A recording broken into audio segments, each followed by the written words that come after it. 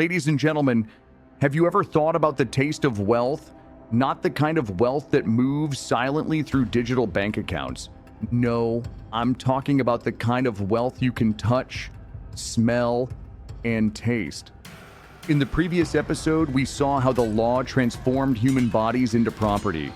But today, I want to talk about something else.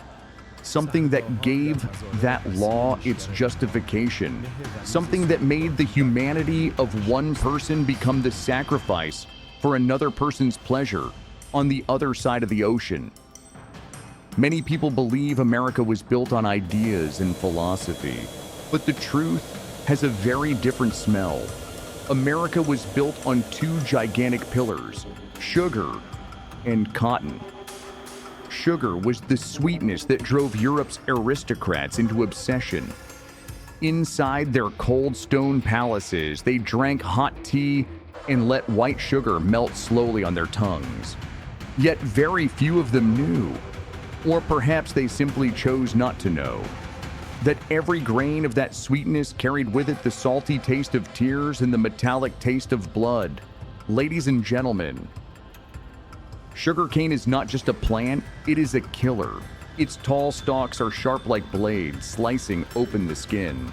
And when those wounds mix with the sticky juice of the cane and the biting flies that swarm around the fields, hell reveals its true meaning.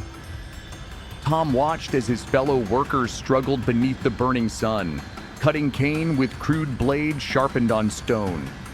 If your hand trembled for even a moment, if exhaustion slowed you down, the overseer's whip would strike your back like a black snake, reminding you of one thing. You were not here to live. You were here to produce calories. Ladies and gentlemen, do you know what the most terrifying part of this trade was? The mathematics. The plantation owners sat behind their polished oak desks calculating. They had figured something out. It was more profitable to buy a new slave and work that person to death within 7 years than to feed and care for them long enough to live 20. Tom could see this calculation in the overseer's eyes. To them, human beings were not people. They were fuel. Something meant to burn so that the economic engines of London, Paris, and New York could keep turning. But sugar was not the only king. Further north, across vast open plains, another ruler was preparing to take the throne. Cotton. The white gold that would change the map of the world forever. Tom did not yet understand that those soft white fibers would soon make his chains even heavier. He did not know that every bale of cotton placed on his shoulders was helping build a system of power so vast that even kings would bow before it. But in those plantations, a dark question lingered in the air. A question no one dared to ask aloud. If this immense wealth was built on blood, why did churches and governments call it a blessing from God? And what would happen if one day this bloody engine finally stopped? Ladies and gentlemen, if you truly want to understand the glittering illusion of America's greatness, you must first smell the foul stench rising from those boiling vats of sugar. Are you ready to step deeper into these factories of human consumption? Ladies and gentlemen, before the year 1793, a quiet belief existed among many slaveholders. Some of them thought, maybe, just maybe, slavery was beginning to fade away. Why? Because removing the sticky seeds from cotton fibers by hand was incredibly slow and exhausting work. A full day of labor could produce barely 1 pound of clean cotton. Profits were shrinking, and the chains beginning to loosen. But history always keeps a cruel surprise hidden in its sleeve. A man named Eli Whitney invented a machine called the cotton gin. This small machine could do the work of 50 people in a single day. Ladies and gentlemen, the invention was supposed to reduce the burden of human labor. Instead, it signed the eternal sentence of slavery. Before this machine, cotton had been a secondary crop. But with the cotton gin, cotton became the oil of the 19th century. Suddenly, the vast lands of the American South, from Virginia to Louisiana became hungry for cotton. And cotton was hungry for only one thing: free labor. Tom now found himself in the massive plantations of Mississippi. These were no longer small family farms. Now he was part of something much larger, an army of labor. Ladies and gentlemen, imagine this. 4 o'clock in the morning, the stars still shining in the sky. Then suddenly, the loud blast of a conch shell or plantation bell shattered the silence of the night. Tom had to wake up. If he arrived even a minute late, the overseer would already be waiting with his pocket watch in hand, and the first crack of the whip would serve as the morning's greeting. They worked until absolute darkness fell. No one was allowed to straighten their back. Tom watched as women dragged they. Ladies and gentlemen, make no mistake, slavery was not just a backward agricultural system in the American South. Slavery was the driving engine of global capitalism. If you believe Wall Street was built purely on financial genius, then you have forgotten the smell of wet cotton, tobacco, sugar, and cotton. These were not just commodities. They were credit. Ladies and gentlemen, many of the great banks in London and New York, whose names still shine today on the sides of towering skyscrapers, once accepted enslaved human beings as collateral. Imagine this. Tom's owner wanted to expand his plantation. He didn't have cash, but he had Tom. So he walked into a bank and used Tom as collateral for a loan, borrowing money to buy more land and more cotton gins. That meant the entire financial system was betting on Tom's life and labor.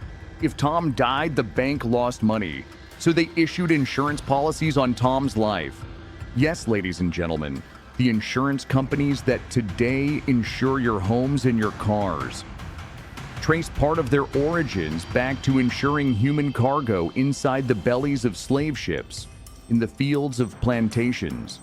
New York, the financial capital of the modern world, had its hands buried to the elbows in the blood of southern plantations. The giant textile mills of the American North and of Britain were hungry for the cotton that Tom picked.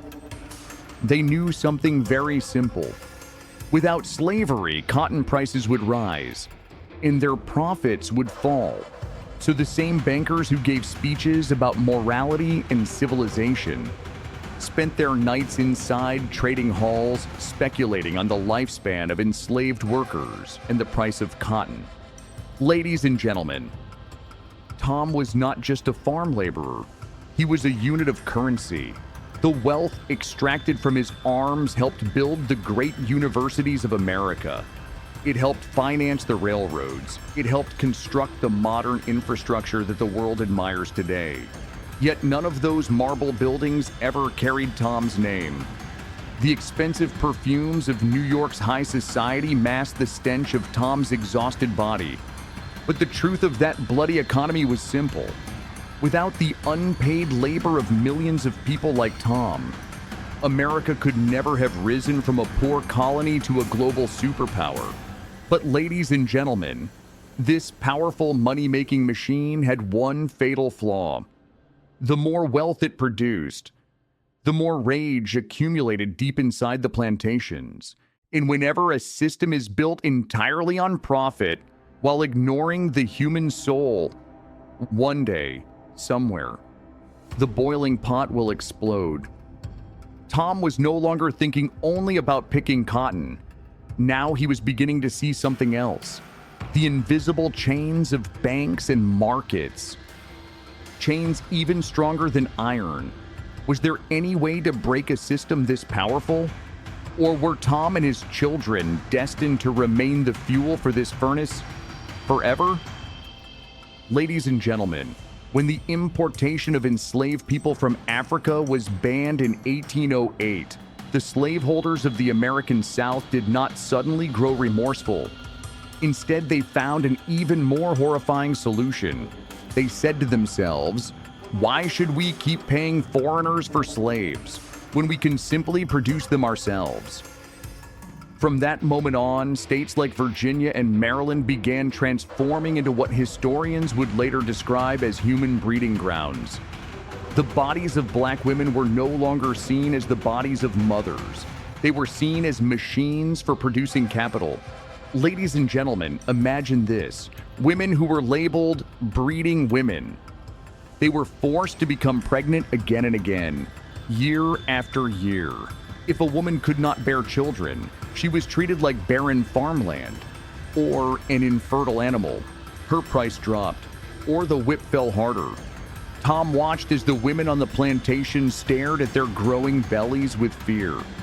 In most places in the world, the kick of a baby inside the womb means hope.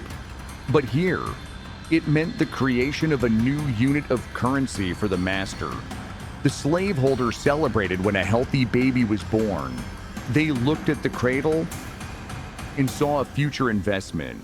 The infant could not walk yet, but its market price was already being discussed in slave markets in Texas and New Mexico. They practiced what they called selective breeding. The strongest men were forced into relationships with the healthiest women, not out of love, but to produce stronger slaves with thicker arms for the cotton fields. Ladies and gentlemen, this was the ultimate moral collapse of a civilization. Love, motherhood, and family bonds were transformed into commercial transactions. At night, Tom could hear the cries of women whose arms had been emptied, a mother whose breasts were full of milk, while her child, sold hundreds of miles away, was dying in the hands of a stranger. The immense wealth of America, the dazzling economy that amazed the world, was built upon the dried milk of mothers and the nighttime cries of stolen children. Inside their accounting books, plantation owners would calmly write things like, "Increase in human inventory, 5 male infants." Ladies and gentlemen, they had even removed the word child from our vocabulary. To them, we were simply inventory, stock that would grow over time and become more valuable in the market. But one enormous question remains: how can a human being endure this much cruelty and not go insane? How did Tom and the countless others trapped inside this human factory manage to preserve even the smallest fragments of their hearts?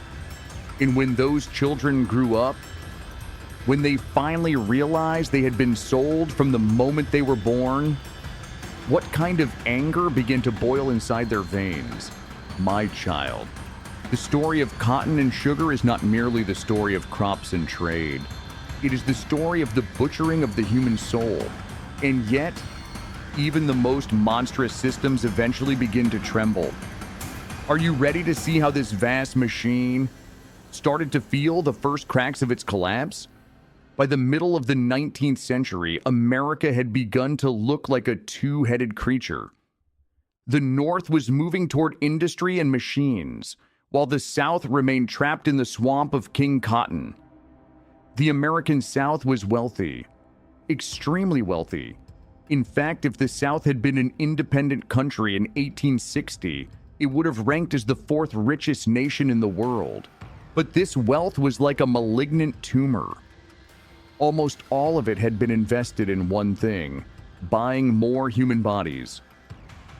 While the North was building railroads and factories, the South was buying chains and whips. Tom watched as plantation owners proudly spoke about the so-called superior civilization of the South, a civilization whose pillars were the crushed bones of people like Tom. The economies of the North and the South were like two high-speed trains racing toward each other on the same track. The North wanted higher tariffs to protect its factories and industries. The South wanted something different. It wanted to sell its cotton freely to Britain and import luxury goods in return. But the real root of the conflict was pure money. By 1860, the price of a strong young enslaved man had risen to around $800, an enormous sum at the time. With that amount of money, someone could buy an entire small farm. The wealth of the Southern elite was concentrated inside the bodies of enslaved people. They could not simply abolish slavery. If they did, the value of their property would vanish overnight. Banks would collapse. Fortunes would disappear like smoke. Tom sometimes heard the plantation owners speaking nervously during their gatherings about a man named Abraham Lincoln. They were afraid, not only for moral reasons, but for their pockets. They would say things like, if slavery disappears, who will pick the cotton? Who will boil the sugar? The entire world economy will collapse. Ladies and gentlemen, they had taken the suffering of millions of people and turned it into a hostage for the entire global economy. They claimed that if Tom's chains were ever broken, the wheels of civilization itself would stop turning. By 1860, the total monetary value of enslaved people in the South was greater than the combined value of all the factories and railroads in the United States. Think about that number. The black body had become the single most valuable asset in America. And when something becomes that valuable, people are willing to burn the world down to protect it. Tom watched as the young sons of plantation owners cleaned their rifles and put on their gray uniforms. What were they preparing to fight for? For property rights, for the right to continue owning human beings, for the right to sell Tom's child before the child was even born. Ladies and gentlemen, the smell of war was spreading across the cotton fields. The scent of gunpowder was beginning to replace the sweet smell of sugar. Tom could feel that a massive storm was approaching, a storm that would either wipe the plantations from the earth or weld the chains permanently into the flesh of people like him. But one great question still remained. When white men began to bleed on the battlefield, would they still look at cotton as a divine blessing? And Tom, in the middle of this great firestorm, would he finally find a chance to breathe freely? Or would he be buried beneath the ruins of the very economy built upon his suffering? The Civil War finally shattered that massive money-making machine. King Cotton was pulled down from his throne, and millions of people like Tom suddenly found themselves free. But freedom has a strange taste for someone who owns nothing except the scars on his back. The masters were gone, but the system remained. Ladies and gentlemen, consider this painful truth. America was built on wealth that had been stolen from our arms. The banks of New York, the textile factories of New England, and even the grand mansions of Europe were all built with money that was never paid to its true owner. Tom, we have spoken about a bloody economy, but that blood never truly dried. The wealth accumulated during those years did not disappear. It was passed down from generation to generation. The schools slaveholders built for their children. The universities funded by cotton fortunes. The lands watered with our blood all became engines of progress for one group and barriers standing in the way of another. When Tom was finally free, no one gave him 40 acres and a mule. Instead, he was left standing in the middle of burned plantations, forced to work once again for the very same former masters. This time, the system had a new name: sharecropping. The iron chains had been removed, but new chains had taken their place. Chains of debt, chains of systemic poverty. Ladies and gentlemen, every time you admire the magnificent architecture of America's great cities, every time you speak about the financial power of Wall Street, remember that beneath those clean sidewalks lie the bones of people whose children were traded as if they were dividends in a business deal. Even today, the wealth that moves through the world still carries the faint smell of those boiling vats of sugar. Our Tom died in poverty, but he left behind something far greater: a legacy of survival in the middle of hell. He learned how to remain a human being inside a system that tried to reduce him to a number. Ladies and gentlemen, the story of sugar and cotton is not just a lesson from history. It is a mirror that shows how greed can transform cruelty into law and into economics. Ask yourself this question: what things do we consume today with pleasure that may still carry the hidden bitterness of someone else's suffering far away?